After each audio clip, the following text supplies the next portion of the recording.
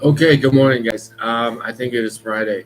I'm not so sure, but okay. So I try to make this post for my COMMGiving sound kind of like a one of those George Clooney, Brad Pitt movies titles: lies, what do they call it? Lies, spin, and facts in media. Um, what is a lie? What is a spin? What is a fact? I think a lot of people would rather not deal with it because uh, it distracts them from managing their daily life. But for others whose business relies on sort of consumer optimism, um, when the world economy, global economy, slows down, um, it works against them to have sort of like what they call like bearish attitude, like bear versus bull. Sort of it works against their interest for the general public to believe or to be aware that the global economy is slowing down. So they might spin it. They might spin it like it's slowing down for auto workers, but not for textile workers. You know what I mean?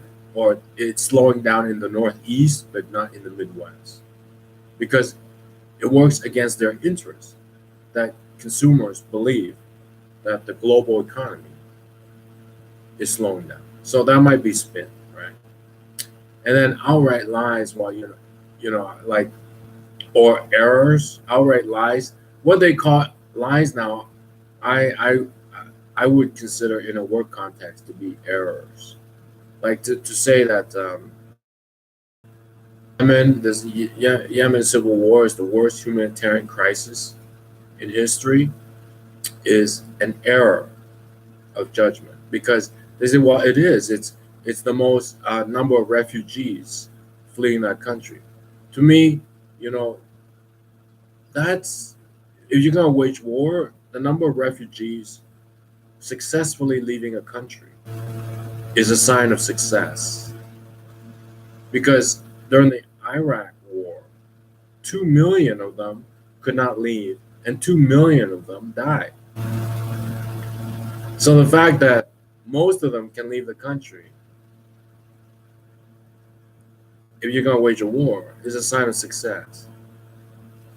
Because I repeat, during the Iraq war, 2 million of them could not leave, and 2 million of them ended up dead.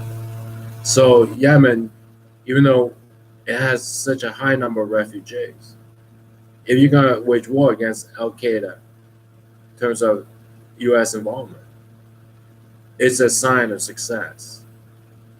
All right. It's like, well, why even wage war? And then they never have to. It's gonna happen anyways. Okay. So, to say Yemen is the worst humanitarian crisis, to me, is an error in judgment.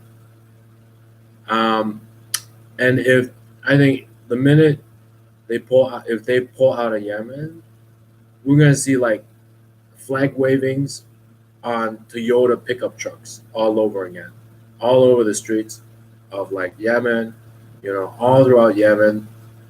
All these guys, all these terrorists are just going to be on Toyota pickup trucks waving their black flags all over again. Especially when when already the official Yemeni forces are conducting partner drills with South Korea, with all the other allied nations against terror. They're making progress in their security and their ability to keep that country safe. So to me, is it a lie? I would say is error in judgment. Like whoever interpreted for you is merely not as good of an analyst as I am. I would say something like that. All right. Like if you write an exam and you fail, is that a lie or is it just wrong? You know what I mean? You sort of like analysis of facts is like getting a wrong answer on a test. Is it a lie or is it just wrong? So what I'm saying is Yemen, with so many refugees, you're gonna wage war against terror and help stabilize the situation is a lot better than Iraq, where 2 million people could not leave and they ended up dead. So this immense improvement. It's like, well, listen to this guy go on about war. Well, you're gonna write a test and you get wrong. Is that really a lie or is it just wrong? It's wrong, right? So I'm saying they're wrong. They're just wrong. If there's a test about Yemen war, I would get right and they would get wrong. It's like, who created the test? History did. So they're just wrong again or again and again. So there is spin, right? It's like the economy is slow for me. Yes, it's slow, but really just for auto workers, not for textile workers or not for dentists and doctors. But it's gonna, if the economy is gonna be slow, it's gonna get around to everyone.